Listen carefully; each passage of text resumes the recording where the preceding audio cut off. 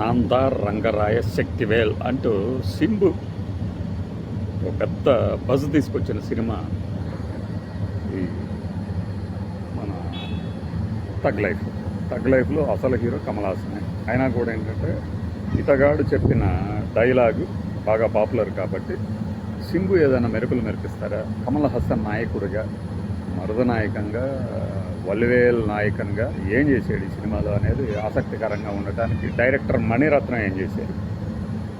38 ఏళ్ళ తర్వాత వచ్చిన సినిమా అని చెప్తా ఉన్నారు కదా.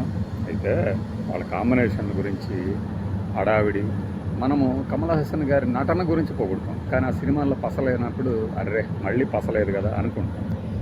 అందులో భాగంగా ఈ సినిమా కమల్ హాసన్ ఫ్యాన్స్ అట్లానే కమల్ హాసన్కి సంబంధించి ఇంకా ఆయన ఏం చేయవచ్చు, ఆయన ఏం చేస్తాడు అన్నదానికి ఒక కొనసాగింపులా కనిపించాడు. కొన్ని క్యారెక్టర్స్తో ఆయన సంభాషిస్తున్నప్పుడు కొన్ని సీన్స్లో అద్భుతంగా ఉంది, కొన్ని సీన్స్లో రొటీన్గా అనిపిస్తుంది. అంటే ఇది మేము కమల్ హాసన్ని మా చిన్నప్పటి నుంచి చూస్తున్నాం కాబట్టి కొత్తగా చూసే వాళ్ళకి ఏం చేశాడ్రా బాస్ అనిపిస్తుంది.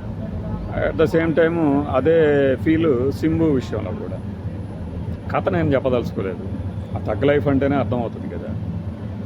ఆధిపత్య పోరు కోసం అన్నట్టు ఈ రోజు నుంచి నేనే రంగరాయ శక్తివేలు అంటంతోనే మీకు అర్థమవుతుంది, ఓ కమల్ హాసన్ పాత్రనే ఈయన తీసుకుంటాడు, ఇక్కడ ఏం జరుగుతుంది అని. ఈ ఒక మానస సరోవరం ఎపిసోడ్ ఒకటి ఉంటుంది. అతని మీద అటాక్ చేసినప్పుడు, కమల్ హాసన్ మీద అటాక్ జరిగినప్పుడు ఎవరు అటాక్ చేయించారు ఈ నాయకుడి మీదకి, ఆ తర్వాత అతను చనిపోయాడా బతికి ఉన్నాడా, త్రిషకి కమల్ హాసన్కి ఉన్న లింక్ ఏంటి, తన భార్య అభిరామితో ఎందుకు దూరంగా ఉన్నాడు, అభిరామి ఉందా లేదా, ఈ సినిమాలో ఆసక్తికరమైన విషయాలు అయితే ఇవి. నేను చెప్పినంత ఆసక్తికరంగా మీకు ఉండదు, ఎందుకంటే మీరు ఎన్నో సినిమాలు చూశారు ఇప్పటికీ ఇలాంటివి. కాబట్టి మీకు ఏంటంటే ఒక క్యూరియాసిటీ ఫ్యాక్టర్ అనేది మిస్ అయింది, సస్పెన్స్ ఫ్యాక్టర్ మిస్ అయింది. బట్ టెక్నికల్ వాల్యూస్ కానీ డైరెక్షన్ ప్రతిభ కానీ కనపడుతుంది. మణిరత్నం గారి నుంచి ఇంకా ఇంకా ఇంకా ఇంకా అంటే ఏం ఆశిస్తారు మీరు ఇంతకన్నా. అందుకని అదే ఉంటుంది. బట్ కొత్తగా తీస్తే ఏం చేస్తారు, నాయకుడు సినిమాని కొత్తగా తీస్తే ఏం చేస్తారు, మళ్ళీ తీస్తే ఏం చేస్తారు.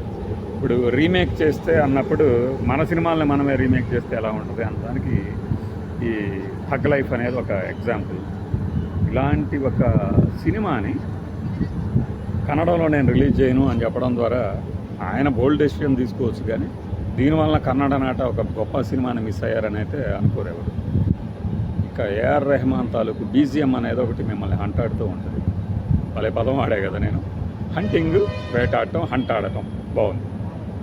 ఇది తగ్ లైఫ్ గురించినటువంటి ఒక చిన్న వీడియో అనమాట. పూర్తి వీడియో మనం పూర్తిగా ఒక 2-3 రోజుల తర్వాత కలెక్షన్స్, ఎవరెవరి పెర్ఫార్మెన్స్ ఎలా ఉంది, ఇదంతా వీలు వెంబడి ముగిసుకుందాం. బాయ్.